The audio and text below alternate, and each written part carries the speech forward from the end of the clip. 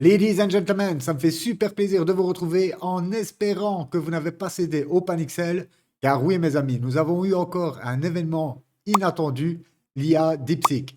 Et suite à leur déclaration promettant de surpasser OpenAI, et ce pour beaucoup moins cher, entre parenthèses, car notre ami Elon Musk s'est déjà penché sur le sujet, et même s'il confirme que c'est effectivement moins cher, les chiffres annoncés sont loin des projections faites par la Chine. Dans un même temps, bien sûr, Nvidia a corrigé fortement, entraînant avec elle tout le secteur techno. Et dans la foulée, les cryptos, bien sûr. Et comme d'habitude, nous avons eu d'énormes liquidations à effet de levier et du panic sell venant des mains faibles. Heureusement, Donald Trump a réagi à cette situation, rassurant les investisseurs, et depuis ce matin, nous voyons le marché repartir à la hausse. Sur ce, beaucoup de choses à voir, fini l'intro, let's go! On enchaîne directement avec le bubble map. Et oui, depuis ce matin, ça rebondit et même sévère sur certaines cryptos. Donc voilà, pas d'inquiétude là-dessus. C'était encore un flash crash comme nous avons l'habitude de le voir maintenant depuis 2 ans de marché haussier. On revient 2 jours en arrière pour ceux qui étaient déconnectés. Donc voilà, l'IA s'appelle DeepSeek. Ça a été créé par les Chinois, comme je vous l'ai dit dans l'intro. Ça rivalise avec ChatGPT. Et par-dessus tout, c'est beaucoup moins cher.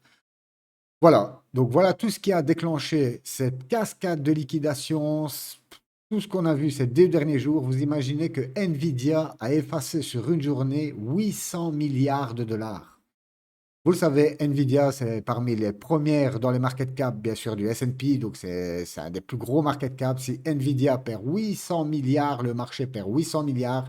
Et bien sûr, vous avez un effet domino qui va se répercuter sur toutes les autres actions, les indices et bien sûr la crypto. C'est exactement ce qu'on a eu. Les gens ont tellement paniqué, ça a entraîné pratiquement 1 milliard de liquidations en 24 heures. Vous imaginez, regardez, les longs se sont fait déchirer. C'est après le dernier rebond que nous avons eu, je te crois que c'était mardi, ouais, vendredi ou samedi. Vendredi, on était en plein rebond. Beaucoup ont joué le long. Et voilà, il suffit d'une petite news. À chaque fois, je vous le répète, en plus, j'ai encore eu des messages sur des personnes qui faisaient du copy trading qui se sont fait défoncer aussi.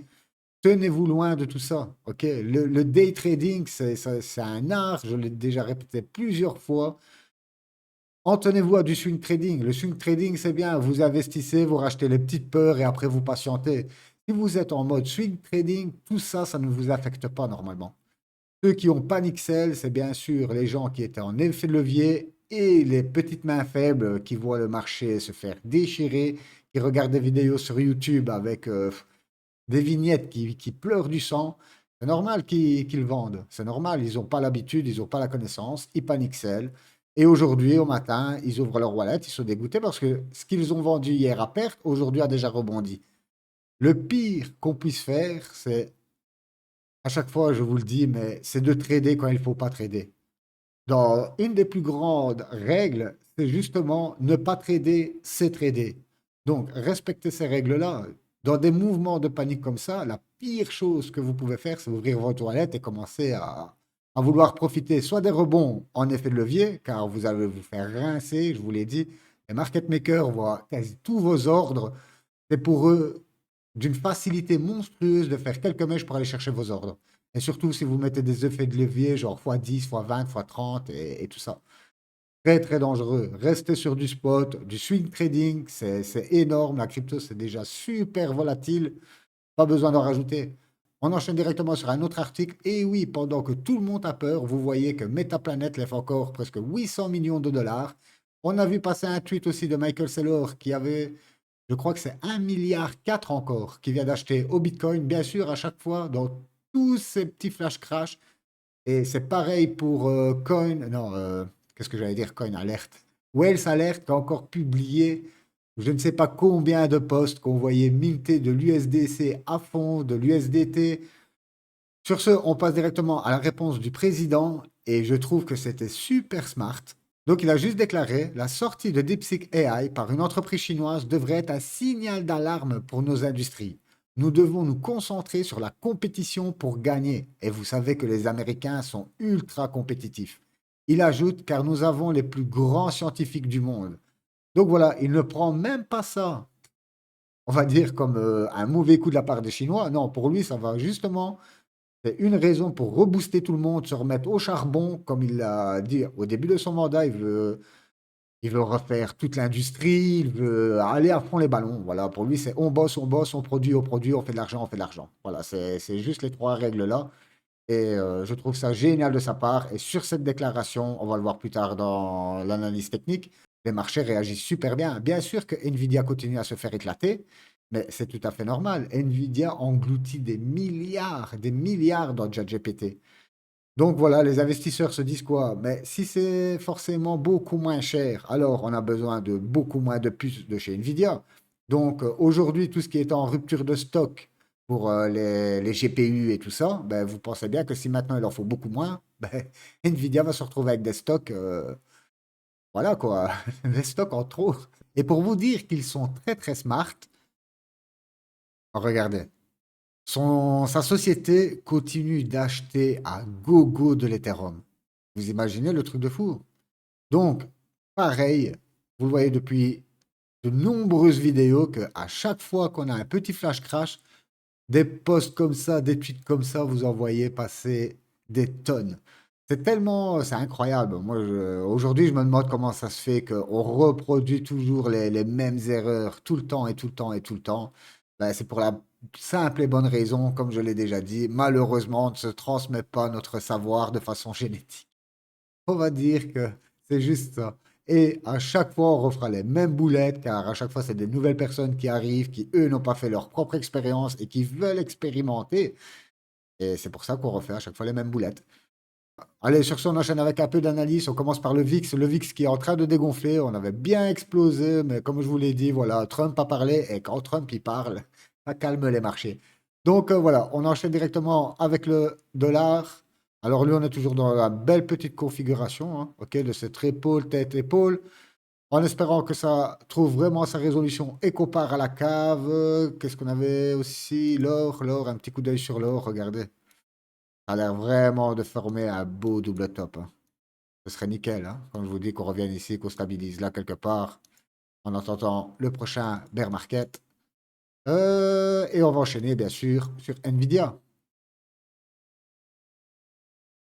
Déjà hier à midi, je les prévenais sur Telegram en leur disant, on était ici, que Nvidia, en fait, allait déjà ouvrir à 142 dollars.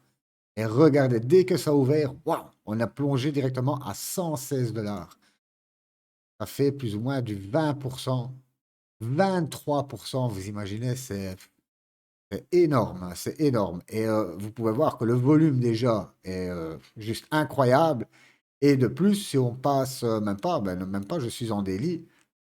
On va voir tout à l'heure, ça ouvre dans 1 heure et demie, mais je ne pense pas qu'on va rebondir méchamment parce que regardez directement la réaction déjà sur le S&P. On a ouvert avec un gap baissier, comme vous le voyez ici, et regardez, on est reparti directement à la hausse déjà hier soir. Et c'est pareil, le Meta, regardez Meta, comme il a super bien profité de la situation. Meta, lui, il a pris presque 7% sur Meta. Donc vous voyez que ça n'affecte vraiment Microsoft. Regardez, pareil, hein, ça repart à la hausse. Est-ce qu'on a aussi le Nasdaq? Le Nasdaq, ça rebondit. Après, comme vous le voyez, malheureusement, on se fait stopper par la MA50. Voilà, on pourra encore, pourquoi pas, digérer, peut-être venir au contact d'une fois de la MA100 et puis repartir à la hausse. Ça, on verra déjà avec cette clôture de la semaine. Il faut vraiment voir fin de semaine comment on va clôturer. Je vous le rappelle que aujourd'hui, non, c'est demain. Demain, on a déjà la réunion de la Fed. Personne n'en parle car avec ce qu'il vient de se passer sur le marché, vous êtes bien d'accord que ce que dira Paul, les gens, on a un peu rien à foutre en ce moment, surtout de l'inflation. Nous avons surtout les Magnificent Seven, enfin une partie qui publie leurs résultats à partir de demain aussi. Je crois qu'on a Tesla, Microsoft, Meta, Nvidia justement qui publient aussi. Donc voyons jusqu'à la fin de cette semaine, mais pour moi, comme vous le voyez, ça n'affecte vraiment que Nvidia. Oui, le S&P s'est pris une petite claque, mais vous voyez que ça repart à la hausse, quoi. Après, c'est malheureux pour Nvidia, mais bon, voilà, vous savez, c'est toujours comme ça. On pense qu'on a plein pouvoir tant qu'on est au sommet et on a toujours un challenger qui est là dans le noir, prêt à vous désarçonner et à prendre votre place. Donc voilà, en tout cas, moi je m'inquiète pas trop avec tout ça. Tout ce que je vois, c'est que le Bitcoin, on passe ici. Donc sur le Bitcoin, je suis toujours en 3D, même si on passe en daily. On a fait une mèche bien dégueulasse et qui a été vite rachetée. Vous voyez, si on a bien dumpé, on a perdu 5%. 5% et nous avons déjà repris 5%. Vous voyez, tout ce qui a été, on va dire, liquidé hier a déjà repris aujourd'hui. On est venu pile rebondir sur la MA50. Et voilà, et de toute façon, je vous l'ai dit, pour moi, on reste toujours dans cette même config. OK? On pourrait encore même une fois s'appuyer ici, ce serait pas bien grave. Et en plus, souvenez-vous, justement, je vous disais, on va faire des mèches. Et c'est exactement ce qu'on fait. Regardez toutes les mèches. C'est... Regardez ça. Que des mèches. Ça, c'est vraiment pour aller rincer tout le monde. Et de plus, on peut voir qu'on a l'air vraiment de venir faire notre beau pullback, en fait. On pourrait encore venir faire un pullback ici au 100K, avec encore une petite mèche, allez, 97, 98K. Et enfin réaliser cette pattern et partir à la hausse pour le mois de février, car je vous le rappelle, le mois de février, surtout pour les alt, donc surtout pour Ether, c'est le mois le plus bullish. Donc la dernière année du bull, le mois de février, généralement, ça explose. J'espère que après toute cette merde qu'on a encore vécue là depuis mi-décembre déjà, hein, on a eu une belle hausse jusqu'à mi-décembre et ensuite ça a été c'est pas très cool. On va passer directement sur l'Ether justement. Alors l'Ether, on va regarder en daily, pareil, vous voyez, il nous a fait une belle mèche, ça a été racheté. Si on repasse en 3D, malheureusement, comme vous le voyez, on a tendance de venir faire un genre de pullback sur la box. Pourquoi pas se faire rejeter. Encore une fois, de toute façon, quand on regarde en weekly, hop, je vous le rappelle que en weekly, nous sommes en fait dans cette pattern et que nous allons bientôt arriver à résolution. Donc voilà, encore un peu de patience. Je sais que c'est pénible. C'est pénible si vous regardez vos wallets tous les jours, ça c'est clair. Sinon, à côté de ça, honnêtement, vous savez ce que j'ai fait moi ces 2 derniers jours? J'ai joué au jeu. J'ai fait que du online toute la soirée. Ici, pour les terres, on pourra encore venir s'appuyer en bas, donc au niveau des 2700 $, que ce ne serait pas encore bien grave, pour ensuite péter cette pattern à la hausse. Donc voilà pour les terres, on va passer sur le Solana aussi qui nous fait, hop, pourquoi pas encore un petit pullback, hein, pour encore revenir une fois ici. Ça nous ferait 185 $, et ensuite on continue. En tout cas, on peut voir que on est sur une trend haussière. Donc voilà, pour moi, pas d'inquiétude avec tout ça. On va enchaîner, hop, sur... non, c'est pas ça que je voulais. C'était sur la Bitcoin dominance, hein. Hop, non. Voilà, la Bitcoin dominance qui repart toute balle, hein. Et je voulais juste vous montrer ça. Ça va le faire si je reste en weekly. Ouais, ça va le faire. Donc voilà, ici vous avez eu l'ancien décrochage, ok? On va juste enlever les dessins. Voilà. J'essaie de concentrer pour que vous voyez vraiment. Voilà. Donc voilà, ici, on avait eu notre premier décrochage, comme nous avons eu ici. Et là, nous avons eu un énorme rebond. Mais bon, on ne peut pas comparer l'ancien market cap, enfin l'ancienne Bitcoin dominance, car vous le savez, aujourd'hui, c'est un autre marché auquel on a beaucoup plus d'altcoins. C'est carrément un autre marché. Mais on peut déjà en tirer de leçons. On peut voir qu'après le premier décrochage, on avait bien rebondi pour ensuite confirmer vraiment l'alt season. Est-ce qu'aujourd'hui, on est dans ce même cas de figure, donc on est venu trouver un top, ok? On a eu notre premier décrochage, on rebondit bien, mais j'espère qu'on ne va pas rebondir au-delà de ce top. Ce que je pense, c'est que nos alts ne vont pas performer. Voilà, c'est tout ce qui... Car vous voyez qu'à chaque correction, on perd sur nos alts, on récupère 2 jours après. On les perd une semaine, on récupère l'autre semaine. Et vous voyez que c'est que ça depuis mi-décembre. Donc, voilà, en fait, ça ne ferait que retarder la saison. Mais ce que je voulais vous montrer, c'est si on passe en daily. Voilà. Et ce que j'espère vraiment qu'on est en train de faire, ce serait un double top ici. avec deux belles mèches bien dégueulasses. On a notre M. Et j'espère que maintenant, on va déjà revenir au contact,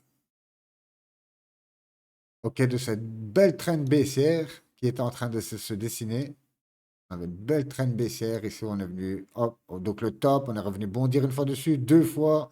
On a un peu travaillé autour, on a fini par la casser. Donc, le premier mouvement que je m'attendrais à voir sur ce double top, ce serait déjà revenir au contact de cette traîne baissière et ensuite la briser tout simplement. Donc voilà ce que je m'attends pour la Bitcoin dominance. Comme je vous l'ai dit, si on grimpe vers le haut, c'est pas, ça ne veut pas forcément dire que vos altes vont prendre encore plus cher. Pourquoi? Parce que les altes ont pris déjà très très très très cher. Aujourd'hui, comme je vous l'ai dit, vendredi, nous sommes sur des niveaux où voilà, moi je regarde aussi pour recharger en ce moment. Et je pense que c'est une bonne décision d'envoyer quelques cartouches, comme je vous l'ai dit vendredi. On est sur des corrections, que ce soit les mêmes coins, que ce soit l'IA, sur n'importe quel narratif, vous pouvez regarder le reward asset et tout ça. Vous êtes sur quand même de belles corrections. Sur ce, on enchaîne avec les mêmes coins, car je vous l'avais déjà promis vendredi, mais on n'a pas eu le temps de le faire et on me l'a quand même pas mal demandé. Donc voilà, on enchaîne directement avec le Dogecoin, ok? Donc le Dogecoin, nous sommes en 3D et on peut voir que ici on a déjà un gros niveau, ok? Voilà. Mais la bonne news, c'est que en espérant, on va dire que ça tienne, voilà, nous avons que deux touches, je le sais, mais c'est pas bien grave. Ce qu'on peut voir, c'est que le prix a l'air de comprimer ici dedans, ok? On pourra encore revenir ici en haut et enfin péter ça à la hausse. C'est quand même une résistance qu'on a depuis le 14 novembre. Donc ça fait déjà un bail que nous sommes dessus, ok? 3 mois. Ça consolide en fait. On va passer en daily pour voir si on peut pas ajuster tout ça. Ça, on va l'enlever. Hop. Si on fait abstraction des mèches,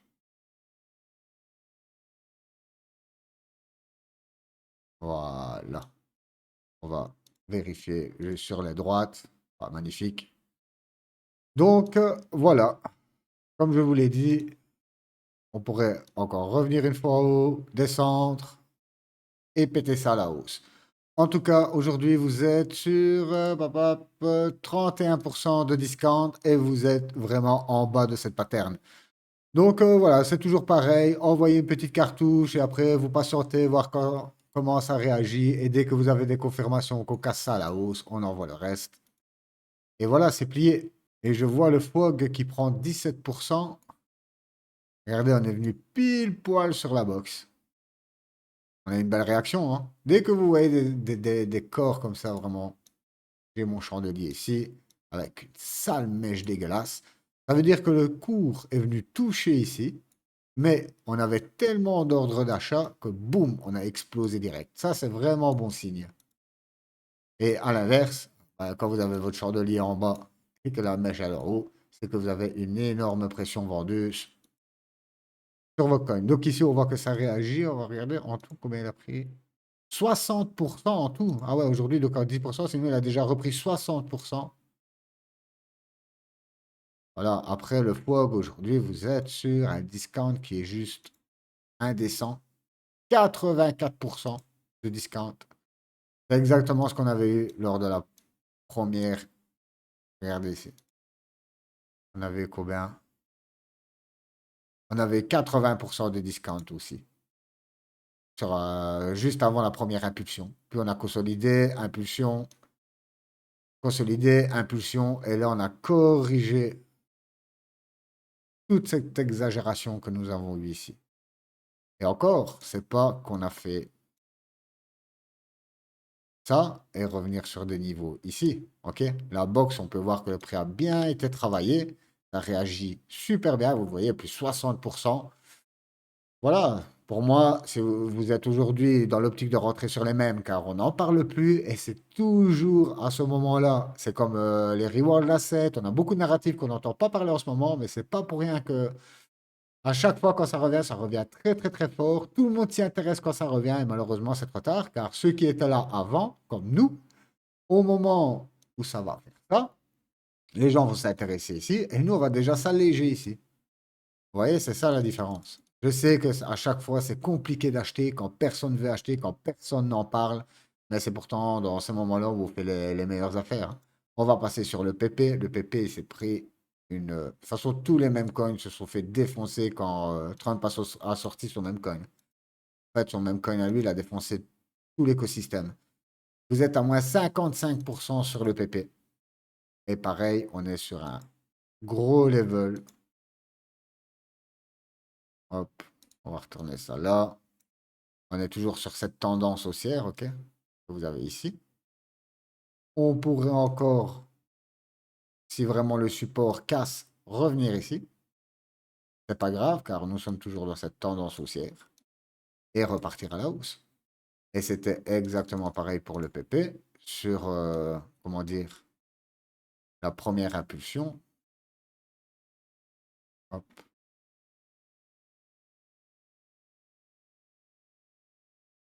On avait pris 64% de discount.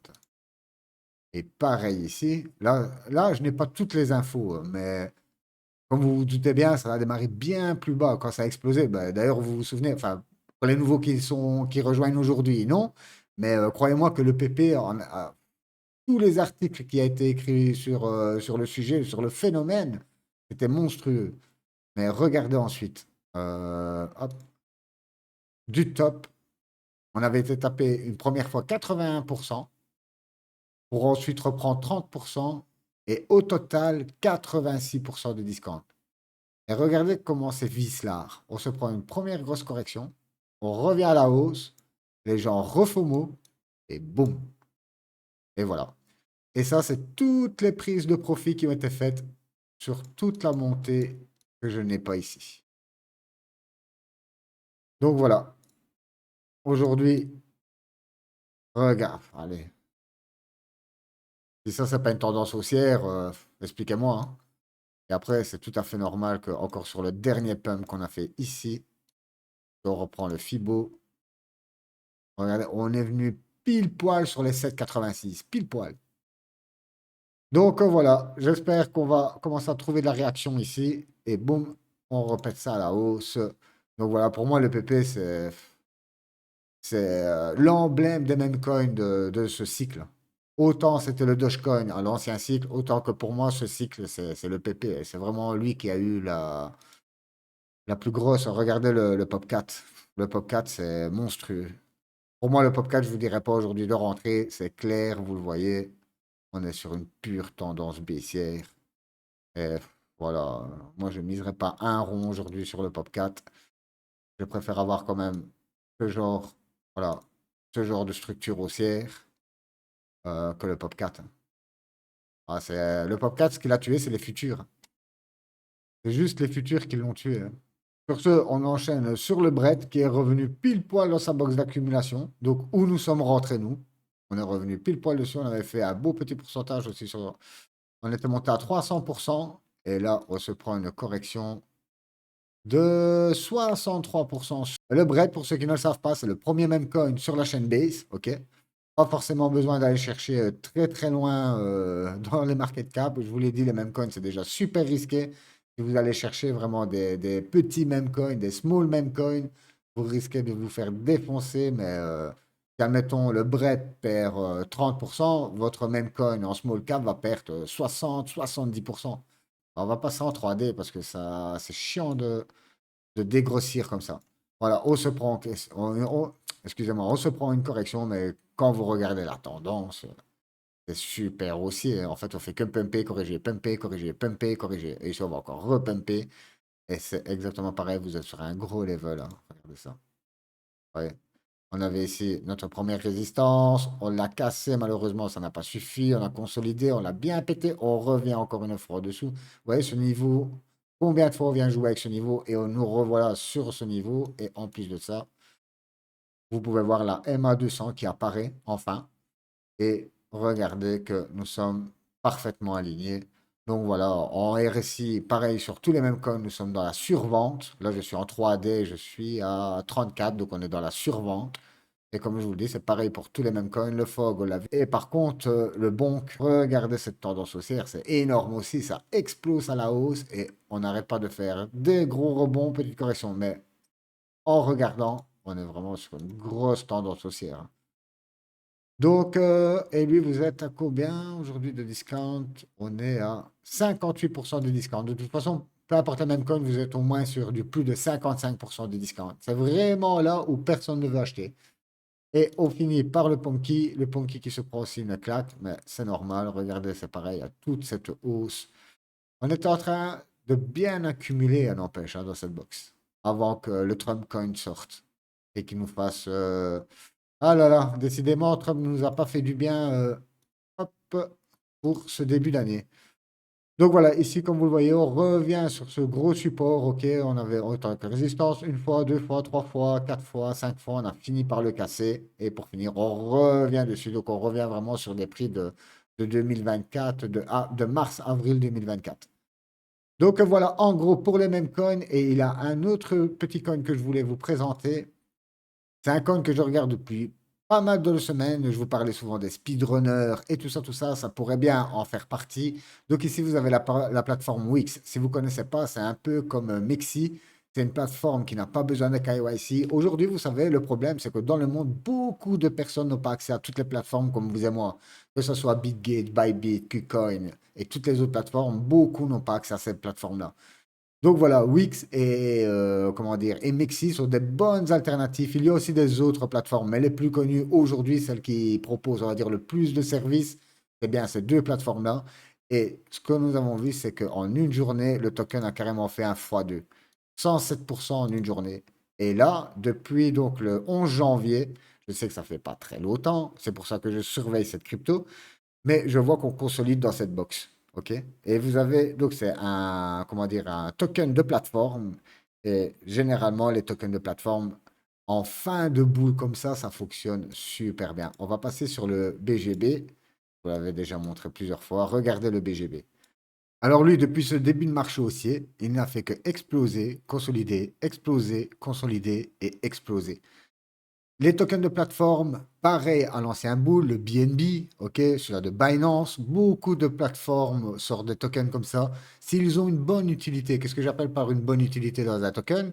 C'est déjà si vous pouvez le staker, ça c'est la base, on va dire. Et ensuite, si vous pouvez participer à des pools pour gagner d'autres tokens.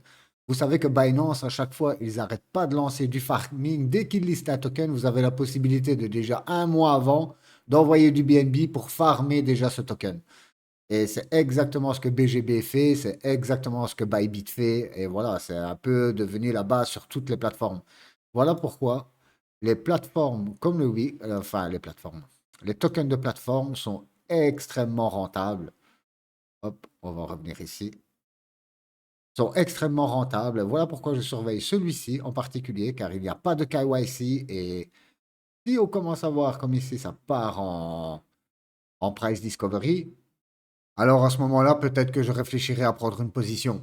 Après, je vous dis ça, on pourrait très bien revenir retravailler, comme vous le savez, le moitié de corps de bougie, hein. N'oubliez pas qu'on a des grands corps de bougie explosifs. Vous l'avez déjà vu plusieurs fois maintenant sur plus d'un an que je présente des vidéos. Combien de fois on n'a pas vu des corps comme ça venir se retravailler des fois, même jusqu'à deux tiers de la bougie? C'est toujours possible. Voilà pourquoi je vous parle de Price Discovery. Généralement, quand on a un Price Discovery, comme vous pouvez le voir ici dans les volumes, on a un trou énorme. On a bien travaillé en bas, on a bien travaillé en haut, mais au milieu, on a un trou énorme. Donc, c'est soit on casse ça par le haut et on va aller chercher un Price Discovery pour aller faire des autres trous, ou c'est soit on vient remplir ce trou-là à moitié de bougie. Voilà pourquoi je reste observateur sur cette crypto-là. En tout cas, on peut regarder. On va juste passer 2 secondes. Voilà, vous avez ici le week. N'oubliez pas pour les débutants, vous voulez, peu importe l'info, vous allez sur CryptoRank, vous tapez votre. Ici encore, je n'ai pas le vesting, mais normalement, vous allez retrouver le vesting, les investisseurs, à combien de fois ils sont et tout ça, tout ça. C'est très important à aller vérifier. Après, comme je le dis assez souvent aussi, dans l'euphorie, généralement, ces chiffres-là, vous savez, ça prend pas toujours son sens. Quand nous sommes en pleine euphorie, croyez-moi que les gens, ils vont pas rechercher. Regardez, on a encore eu l'exemple avec le token de Trump qui a quand même englouti 12 milliards. C'est un truc de fou. et ce, en 2 jours. Donc, vous voyez que quand nous sommes sur du FOMO, les gens ne vont pas voir les supplies, voir à combien nous sommes, quand, quand ce que ça commence à unlock des tokens. Non, ils s'en foutent de tout ça, hein. C'est des novices. Sur ce, un petit coup d'œil sur le market cap. On voit que nous sommes à 80 millions de market cap pour une full dilution à 310 millions. Vous imaginez, c'est minuscule. Si la plateforme rencontre du succès, on va exploser ces chiffres-là. C'est clair et net. Donc voilà, espérons que ça arrive. C'est pour ça que je la garde vraiment tous les jours. Je regarde son cours, je regarde la plateforme. Comme je vous l'ai dit, si aujourd'hui vous n'avez pas accès vous-même à Bybit et tout ça, Wix est vraiment une très bonne solution. Comme Exi, c'est deux plateformes que j'utilise. Donc voilà, quoi. Et n'oubliez pas, l'important, c'est de toujours avoir plusieurs plateformes, surtout si vous n'avez pas de ledger. Et si vous avez une ledger, vous le savez, les plateformes, ça sert à acheter. Et puis, tant que c'est possible, bien sûr, de rapatrier sur la Binance Smart Chain, sur Optimism, sur Arbitrum, bien sûr, on le fait, mais sur Ethereum, voilà, on oublie. Aujourd'hui, on peut voir que le gas fee, c'est à 7,1. Je vous l'avais déjà dit dans d'autres vidéos, dès qu'on monte à 30 ici, et que vous voulez juste transférer une crypto qui est sur Ether sur une plateforme pour la vendre, ok, vous allez vous prendre des frais 30, 50, 100 euros, c'est un truc de fou. Donc voilà la seule, on va dire, pour l'instant, car normalement Ethereum va bientôt enchaîner avec une grosse mise à jour, les frais devraient baisser, et c'est ce qu'on espère voir, car aujourd'hui c'est encore réservé, voilà, à des gros hedge funds, à des gros portefeuilles, des grosses baleines qui, eux, s'en foutent de payer 500 euros de frais de transaction pour déplacer des millions. Ce qui n'est pas notre cas. Sur ce, ladies and gentlemen, nous approchons déjà de 30 minutes de vidéo. Comme d'habitude, si vous avez la moindre question, n'hésitez pas à balancer ça dans les commentaires, même si c'est pour dire un petit bonjour, ça fait toujours plaisir. Sur ce, moi, je vous souhaite une excellente journée ou soirée, peu importe où vous êtes. Bye bye.